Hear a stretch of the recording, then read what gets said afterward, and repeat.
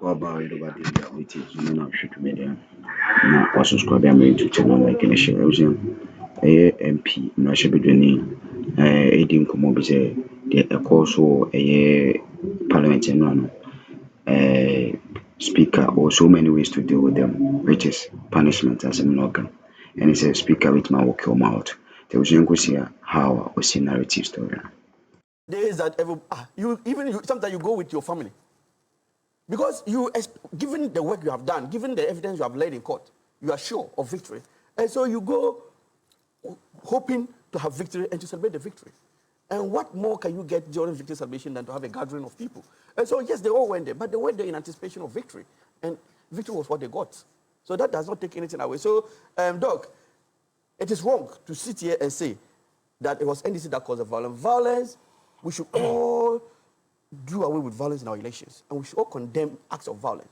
But if we say violence begets violence, then you are justifying what happened yesterday in Parliament. So, what would then be done by the Speaker in order to bring maybe perpetrators to book, or those members who were instigating a lot of tools to use, even per the standing orders. He can walk you out. You see, sometimes the Speaker is being too lenient, because he's one person who accommodates dissenting views. And so sometimes he overdoes it. That is what I think. But I think that time has come for him to, if you like, crack the whip. Because it was clear. In fact, no one can tell me that we cannot tell the people who were behind this violence. They were there. Cabarets have shown them. They were there in full glare of the Speaker. The Speaker could have easily asked the marshal to walk them out and for proceedings to continue. But they say he's one person who wants to be very accommodating, because he knows that that is the only way we build democracy. But to me, if you want to be accommodating, if you want to give opportunity to people, and the people are abusing that privilege, then it's about time you also crack the whip and let them know that you are there to safeguard the rules and the laws.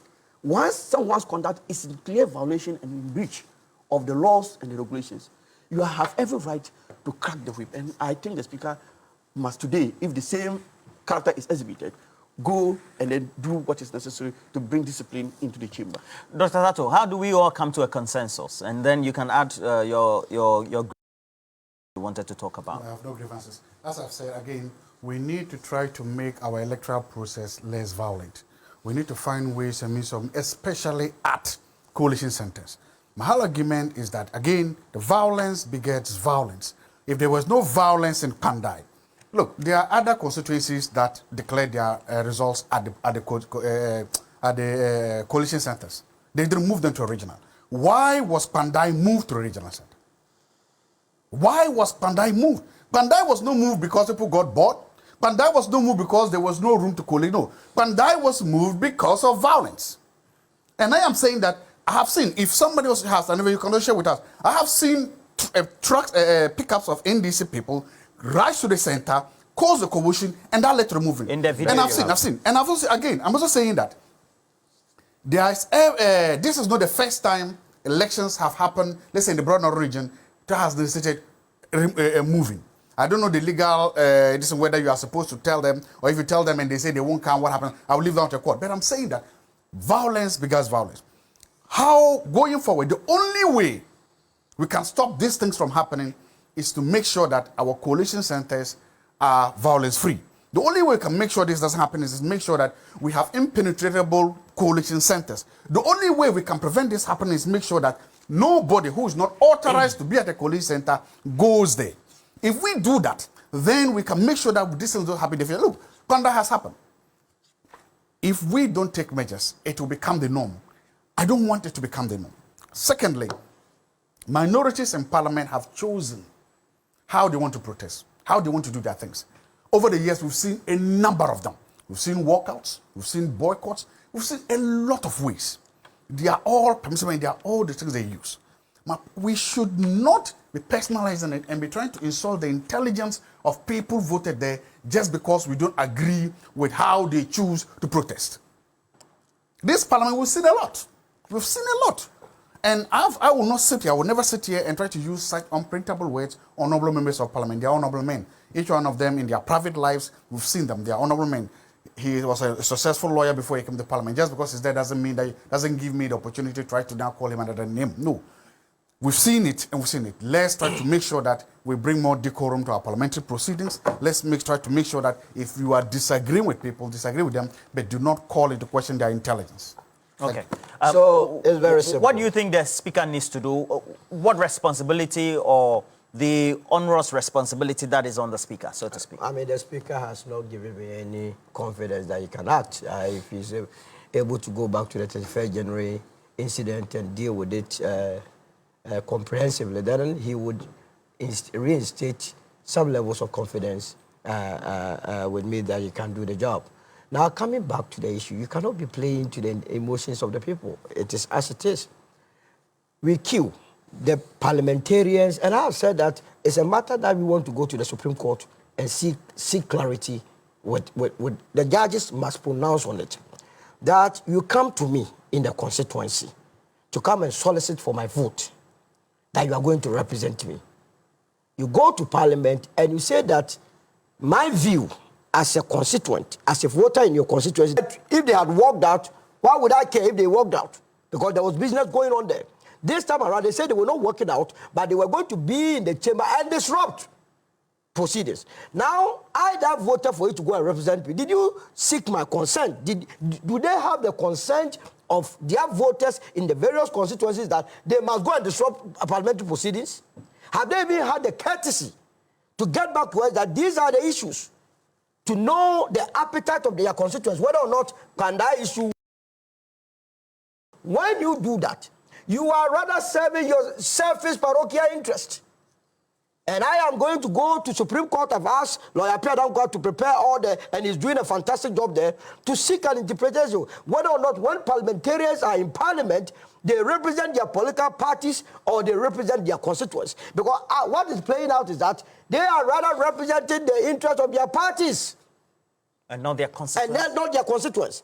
And if it is their parties, then they must stop all of us from voting. Because if you are going to go on party line, in my constituency, I did not vote for the MPP candidate. You understand? And the mere fact that the MPP candidate did not win and now is an NDC candidate over there who has won, does not mean he is also representing the NDC. He is representing the entire constituency. So that is why they are supposed to get back to us, seek our opinions of matters, then they will go and say it or represent us in that direction. And if you behave outside what is permissible, and the Constitution said that when you do that, then you are not of sound mind, and that such a person must not be in Parliament. You must not be dilly-dallying and telling us because you want to play to impose it. You don't want to placate anybody. What are we going to placate? We are very serious here. Millions of youth are unemployed out there. It's some of these behaviors that has led this country to this direction. We are a developing country. We don't have time. Honorable men in... So we are dishonorable. We that gave them the power. We gave them the power. Can you imagine? We that gave them the power are dishonorable. They are honorable. And if you are honorable, these are the spectacle you are showing to your children. Can your producer produce or play back what happened on the 31st of January and play this one and think that the only way Parliament could grab front page is when they are chaotic? And you want to tell me that we must be entertaining some of these things?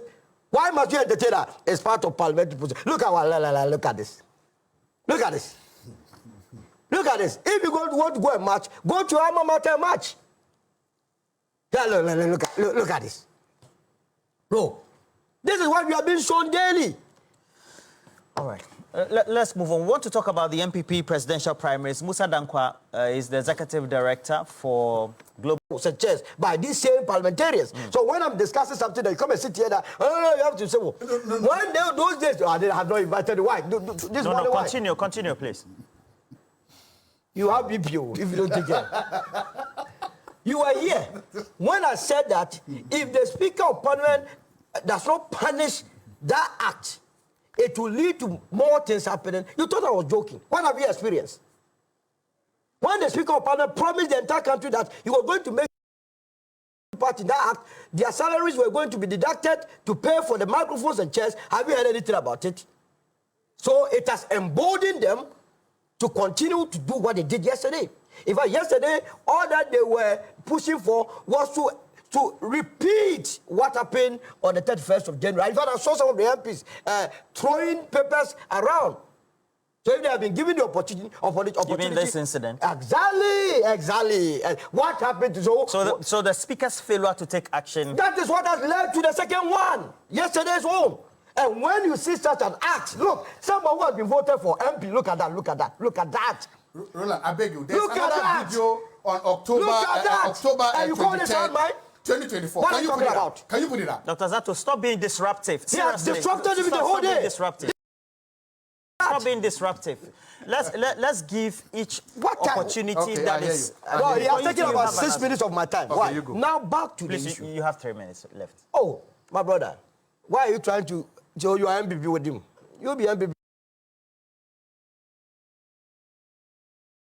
United Party remains focused. We want to shape the destiny of this country. Now, back to the issue. Why is the MPP afraid to go for the rerun? That is where the matter is. As you speak. You think they are afraid to go? No, they are afraid. They have given Martin Yindan had in excess 3,000 votes. He has no fear to enter into another election to make sure that he recaptures his seat. I have watched. At least that's what he's been communicating. I have watched his interviews after his removal from Parliament, Martin Yindan, and he has given up. Now he's referring to the fact that he's from Kumdi, a poor farming community in the Kpandai area, and he had not been in Parliament, it was by grace, and that whatever happens, life goes on. He has already given up. He has given up because if indeed he won that election, I have no reason to say that he didn't win. But if I were him and I won by that margin, 3,700 votes, and you know that with MP elections, a simple win, you can get one and win. We have had Titus Glover win with even 3. Is that not the case? So if you led by 3,700, just go and fight. You can even win by a single vote and you'll be the MP. Yet you are running away. Hiding behind the MPs in Parliament who are also not doing it. They don't wish Yinam well. They are only making noise so that Yinam will know that, oh, when he came, they fought. They are not fighting. As they claim they are fighting, you, Yinam, you are out. I have advised him that he should not invest any money. The small money that is left with him, he must save it. Because I am fully aware that the people in Kpandai think otherwise. But I wait for the election outcome. So let them go back and take part in this. But the problem is that the party is not united. The MPP is not united. So who is going to lead the campaign? They claim that Dr. Mahmoud Bawumia has said that any election in the northern regions, he would deliver the vote to the MPP. So the Brian faction, the Kennedy faction, the Newz faction, the Kpandai faction are saying that you that have promised the party that any election you would deliver the Northern votes, the Muslim votes. This time, this is a test case. If you say you are macho, go and break the equal. There used to be an advert like that. Say if you claim you are macho, break the equal. Go and break the equal in Kpandai and deliver the Northern votes. That is where the challenge is. But what has destroyed matters is what recently the former President John Jacob said. He has told the entire country that indeed some of the decisions, the majority of the decisions of the Nana Akufo-Addo Bawumia administration was so worse off. No, he only said that PDS and someone, he didn't PDS, see them well. DDP, banking sector cleaner. As for the cathedral, I didn't even want to hear. So how can you take such a decision? So this is what the people of Kpandai have listened to. Former President Akufo has rather done the campaign for those that are going to contest. So how do you expect Yinam to win? No.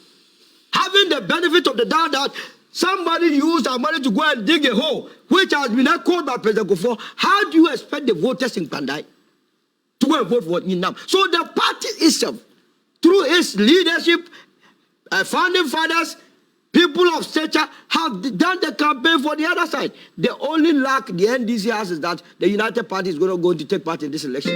We would have won in handsomely and Ghana would have been saved. Solomon, are you sure about that? Roland. So where do you move on from here as members of Parliament? Roland, can I respond to one or two issues from Doc's submission?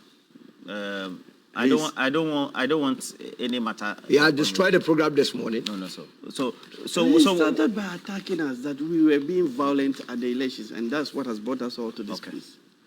You see, it is not for nothing that we have court sitting on some of these issues.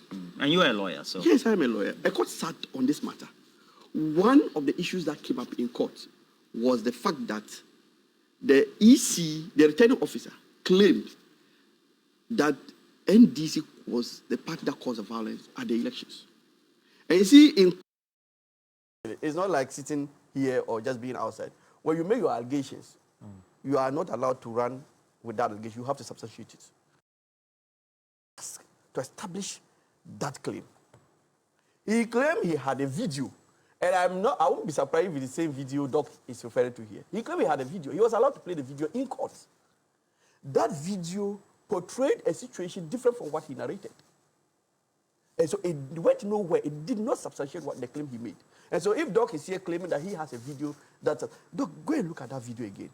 That video, when it was played, was rather revealing a situation where he was declaring or announcing that or declaring that the election could not be had, or the coalition could not be had at that place. But he couldn't substantiate by that video that the violence there was caused by NDC. Now, you took a decision there and then.